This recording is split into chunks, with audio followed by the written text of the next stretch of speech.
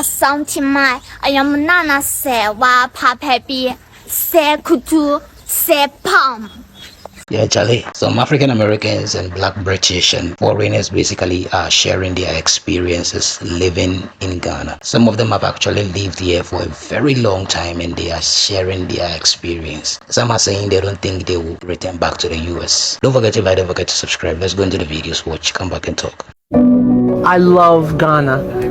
Flowers, the fauna, the flora. It is a beautiful country. I don't see myself going back to the United States and living there. It's taken some time, but I kind of consider Ghana my home now. Security is very good, and I like it here because it's a wonderful place to rear children.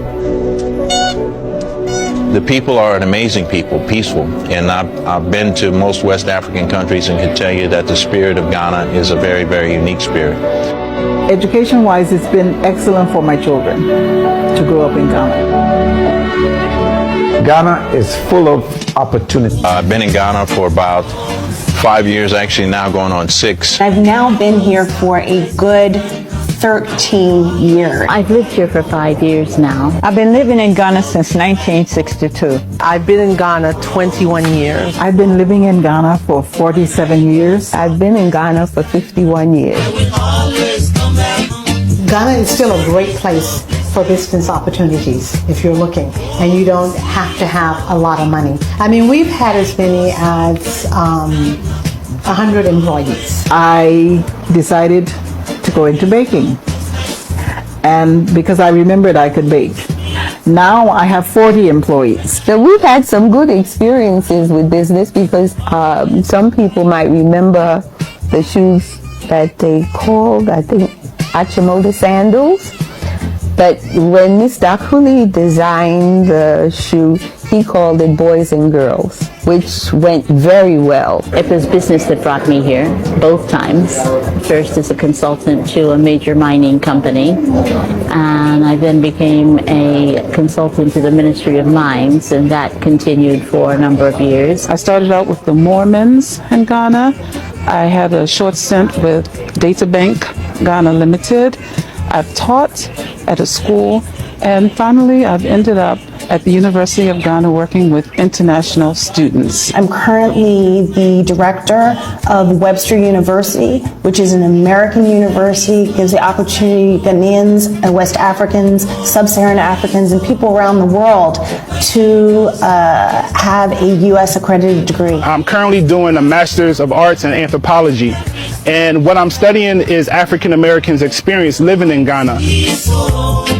What I love about Ghana is so much, particularly it's the food. My favorite food is groundnut soup and mutuo.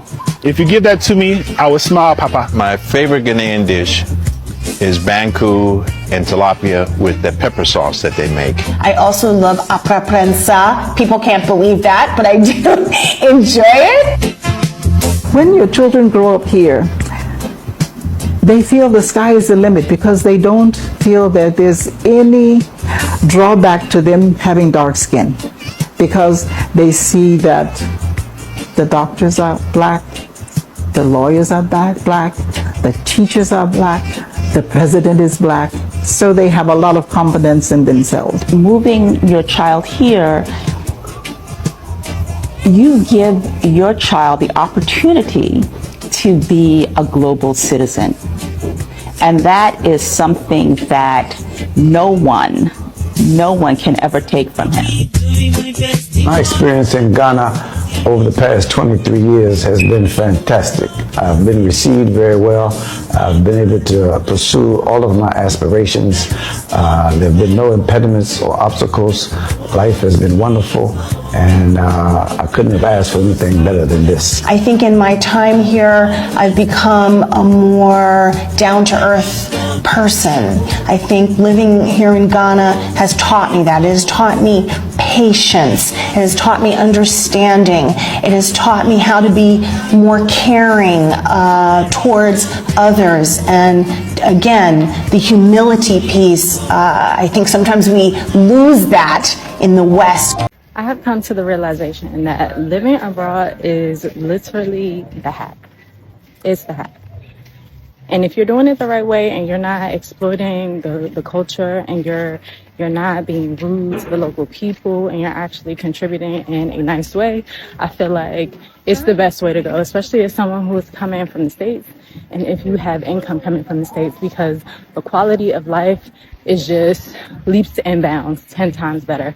Do not let them tell you or lead you to believe that the healthcare system isn't, you know, up to par or it's not where it should be, because there are those systems, and yes, there's room for improvement, but our medical system in the States is literally set up and designed to kill us with mandated things. So I'm not going to get into that, but aside from that, it's really a breath of fresh air, especially if you have income coming from the States and you're getting USD, your money can just stretch way further. The people here are much more laid back, and they just enjoy themselves. And it's just so amazing. Listen, I really could write a love letter to Ghana, but at this point, if you're following me, you already got it. Sending love to whoever needs it. Love you guys. Mwah. Hey y'all, welcome back to another video on life in Ghana as an American. One of the hardest things for me to adjust to was prepaid electricity. That's right, you heard me correctly. Prepaid electricity is very much giving 90s cell phone prepaid plan where you had to pay for minutes. So the way that this has always worked for me and my experience living in Ghana is that everywhere we live, we have to prepay for our electricity. So the way that it works is that you will log into an app or go to a vendor who can help you to purchase your electricity. You can purchase as much or as little as you want. Of course, the more that you purchase, the better value that you get per wattage, I'm assuming is how it's measured. I don't handle this. This is something that my husband primarily handles. And this video was one of those rare times where I was home by myself and had to put in the electricity code. So you go and you purchase your electricity. Sometimes the app, depending on your meter and how advanced it is, sometimes the app will automatically upload or like input your electricity to the meter and it'll automatically come back on. Like if you run out, the lights will automatically come back on. But most of the time you have to go and input the token, and then your electricity, your lights, all of that will immediately come back. So this was my first shot at inputting the token and getting the electricity back on. And as you can see, I did a little happy dance at the end because I was very proud of myself for getting it right on the second try, not the first try. So this is just one of those examples of the differences between living in America and in Ghana. I'll drop some more tips and how I navigate this in the caption connected to this video, but be sure to stay tuned for more videos on life in Ghana as an American. Absolutely. I recommend it for everybody. Everybody needs to come to Ghana and experience the culture, the music, the vibe, the people. They're some of the nicest people I've ever met. You guys got to come on down here. It's amazing. Heritage is what I was really looking for. I'm originally my parents are from Jamaica. I was born in London. For a lot of time in my life, I wanted to know where I come from. But then I done the DNA. It came back that part of my heritage was Ghanaian. So I took a trip there. When I got there, I could not believe the welcome that I got. It took everything out of me. And from then onwards, I knew it was my home. So, yeah. Good afternoon. This is our lunch. Rice from Côte d'Ivoire and cabbage from eastern section of Ghana. We are trying to maintain body and soul together so that we can take on everyday battle inside the land of our ancestors. Some people think Ghana is hard, but it's hard work, but stress-free. Put it like that. Good food. Good food. I remember one time when he wasn't too strong. I mean, I have to learn to eat the local food like kenke and banku. It was a challenge, but I'm alive today, 30 odd years later. I'm alive. Now I can eat what I like. So, when you come and enjoy the motherland and enjoy fresh food, everything fresh out. Rice off from the field, you're not going to much storage. And also cabbage from the field, fresh, that's from the supermarket, straight from the farm to my dinner table. How is that? To all Ghanaians now, I need some help with this, because I've been trying to learn, I need better help. I've been trying to learn chi, okay? How does this make sense? You've got one word that means so many different things. Like, for example, planting, gia. Tree, gia. So I'm planting a tree, it's gia. Yeah. Cursed, gia. Tail, yeah, he guessed it, gia. It doesn't make any sense. It does make sense. To who? To me, to Ghanaians. Help me, please. What do you mean help? Please. That's how. Of one country, in wherever you want, what would it be? Ghana! Ghana! Accra! Tui! Why Ghana? It's my favorite place to go out. Why? Tell us why. Best night out, better than Rio. Like Accra, best night So out. is there anything we need to know, or people need to know before they go to Ghana? They should just go December. Like, if I were to be prime minister over there, I wouldn't make the world knows what it's gonna like in December. What is it like in December? Tell me. Amazing. Like, all the parties is over there, man. And you like the Ghanaian men or not? I like them. Oh, he likes it. Look at that. I like the people. He likes. He doesn't say I like. He's like, I like it. Do you know what? like I have a really good friends from there, so that's why I end up there, and I love the place. We were talking about it. Yeah. Lately, I've been waking up energized about real estate in a way I haven't in years. Not because the grind changed, because the purpose did. In the U.S., we count square footage. Here, families count generations.